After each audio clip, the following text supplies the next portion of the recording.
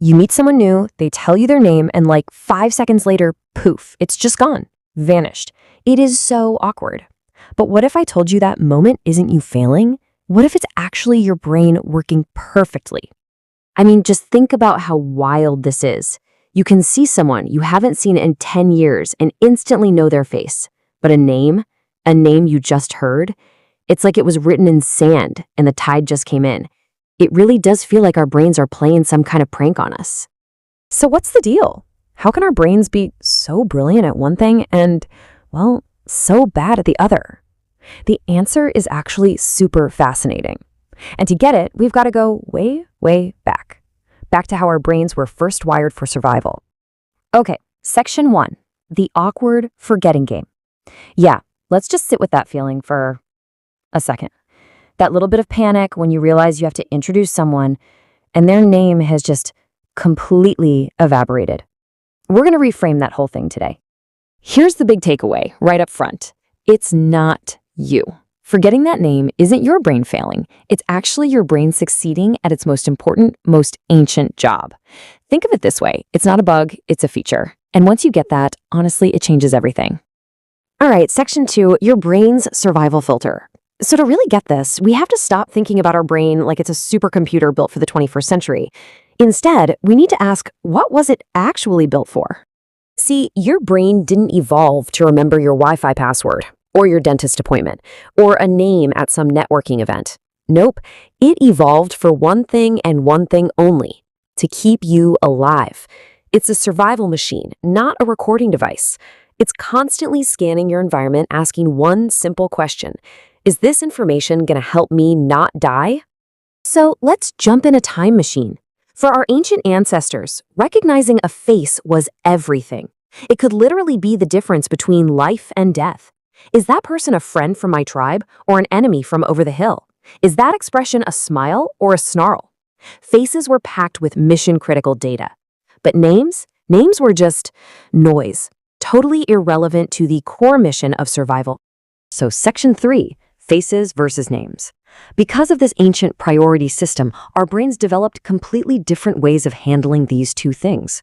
It's like faces get the red carpet, VIP treatment, while names get instantly shown the back door. So let's talk about that VIP treatment. Why do faces get it so good? Well, it's not just that your brain likes faces more. It's actually hardwired, deep in its architecture, to prioritize them. Check this out. Deep inside your brain, you have this highly specialized little region called the fusiform face area, and its one and only job is to recognize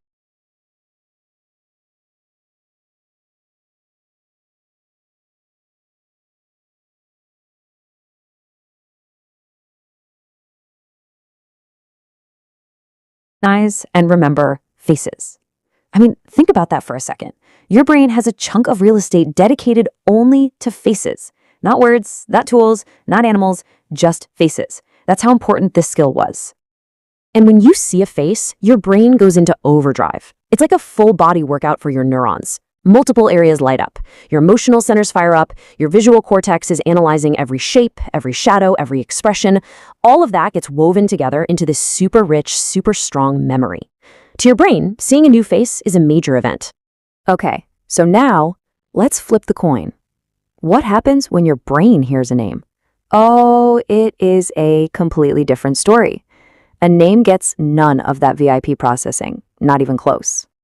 To your brain, a name is, well, it's just a random sound. That's it. There's no image that comes with it, no emotion tied to it, and absolutely zero survival value.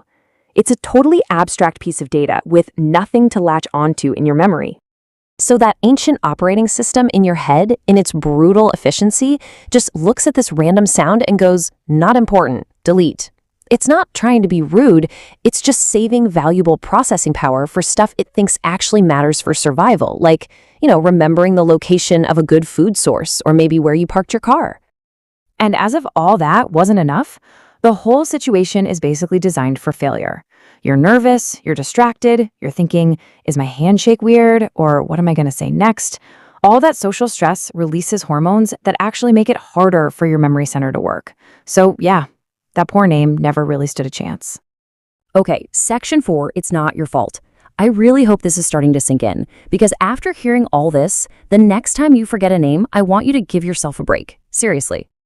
Let's be super clear about this. Forgetting a name does not mean you're dumb, it does not mean you're careless or that you don't care about the person. All it means is that your brain is working normally. It means you have a healthy brain that is, by its very nature, a visual machine. All right, on to section 5, the 3-step name hack. So you're probably thinking, okay, I get it, but I'd still like to remember names.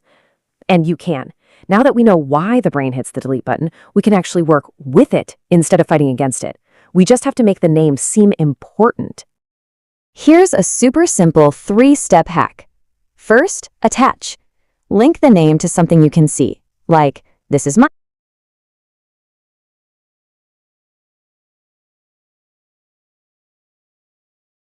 and he has a microphone on his tie. Second, repeat. You have to say the name back to them. It's great to meet you, Mike. That sends a little flag to your brain saying, hey, pay attention to this. And third, visualize. Create a crazy, funny mental image. Picture Mike singing into a giant microphone. The weirder, the better. Your brain loves that stuff.